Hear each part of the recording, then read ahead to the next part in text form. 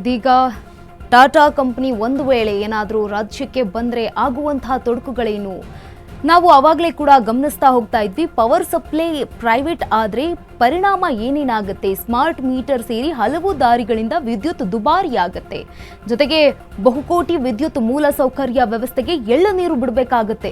ಬಹುಕೋಟಿಯ ಆಸ್ತಿ ನೀರಿನಲ್ಲಿ ಹೋಮ ಮಾಡ್ದಂಗಾಗುತ್ತೆ. ಜೊತೆಗೆ ಜನಪರ ವಿದ್ಯುತ್ ಯೋಜನೆಗಳಿಗೆ ಇತಿಶ್ರೀ ಹೇಳಬೇಕಾಗತ್ತೆ. ಜೊತೆಗೆ ಖಾಸಗಿ ಕಂಪನಿಗಳಿಗೆ ಕಾಂಚಾಣವೇ ಗುರಿಯಾಗಿರುವಂಥದ್ದು. ಲಾಭ ಕೊಡುವ ನಗರ ಪ್ರದೇಶ ಹಾಗೆ ಕೈಗಾರಿಕೋದ್ಯಮವನ್ನ ಟಾರ್ಗೆಟ್ ಮಾಡಿಕೊಂಡಿರುತ್ತೆ ಈ ಒಂದು ಖಾಸಗಿ ಕಂಪನಿ. ಉದ್ಯೋಗಾವಕಾಶಗಳ ಬಾಗಿಲು ಕೂಡ ಇಲ್ಲಿ ಬಂದಾಗುವಂತಹ ಸಾಧ್ಯತೆಗಳು ಹೆಚ್ಚಾಗಿದೆ. ಈಗಾಗಲೇ ಖಾಲಿ ಇರುವಂತಹ 35,000 ಉದ್ಯೋಗಗಳು ಸಂಪೂರ್ಣವಾಗಿ ಸಮಾಪ್ತಿಯಾಗುತ್ತೆ. ಅವರಿಗೆ ಯಾವುದೇ ರೀತಿಯಾದಂತಹ ಕೆಲಸಗಳು ಸಿಗೋದಿಲ್ಲ.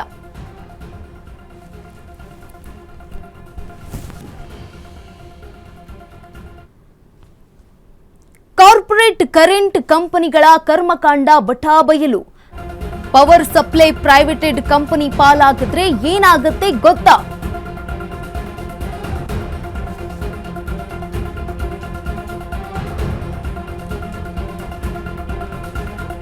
ಅಶ್ವವೇಗ ನ್ಯೂಸ್ನಲ್ಲಿ ಬಯಲು ಮಾಡ್ತಿದ್ದೀವಿ ಎಕ್ಸ್ಕ್ಲೂಸಿವ್ ಡೀಟೇಲ್ಸ್ ಈ ಸಂಬಂಧಪಟ್ಟಂತೆ. ಕಾರ್ಪೊರೇಟ್ ಕಂಪನಿಗಳ ಕರೆಂಟ್ ಮಾಫಿಯಾ ಅನಾವರಣವನ್ನ ಮಾಡ್ತಾ ಇದ್ದೀವಿ. 1.16 ಕೋಟಿ ಸಾಲ ತಂದು ಬೆಸ್ಕಾಂ ವ್ಯಾಪ್ತಿಯಲ್ಲಿ ಮೂಲಸೌಕರ್ಯ ಮಾಡಿದ್ದಾರೆ. 16,000 ಕೋಟಿ ಮೊತ್ತದಲ್ಲಿ ಮೂಲಸೌಕರ್ಯವು ನೀರ್ನಲ್ಲಿ ಹೋಮ ಆಗೋಗ್ಬಿಡುತ್ತೆ. ಬೇಗ ಕನೆಕ್ಷನ್ ಕೊಡ್ತೀವಿ ಅಂತ ಹೇಳಿ ಗ್ರಾಹಕರಿಗೂ ಮೋಸ ಮಾಡ್ತಾರೆ, ಜೊತೆಗೆ ವಿದ್ಯುತ್ ನೌಕರರಿಗೂ ಮೋಸ ಮಾಡ್ತಾರೆ.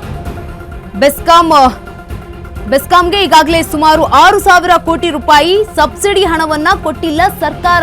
ಬರೀ ಸಿಟಿ ಕಸ್ಟಮರ್ಸ್ ಹಾಗೆ ಇಂಡಸ್ಟ್ರಿ ಅವರಿಗೆ ಕರೆಂಟ್ ಅನ್ನ ಕೊಟ್ಟು ಕಾಸು ಮಾಡೋದಕ್ಕೆ ಹುನ್ನಾರ ಮಾಡ್ತಾ ಇದೆ. ಪ್ರೈವೇಟ್ ಕಂಪನಿ ಎಂಟ್ರಿಯಿಂದ ಮುಂದೆ ರೈತಾಪಿ ವರ್ಗಕ್ಕೆ ಅನ್ಯಾಯ ಆಗೋದು ಗ್ಯಾರಂಟಿ. ಕಾರ್ಪೊರೇಟ್ ಕಂಪನಿಗಳು ಸಿಟಿ ಏರಿಯಾದಲ್ಲಿ ಲೇಯರ್ ಮೇಲೆ ಕಣ್ಣನ್ನ ಇಟ್ಟಿರುವಂಥದ್ದು.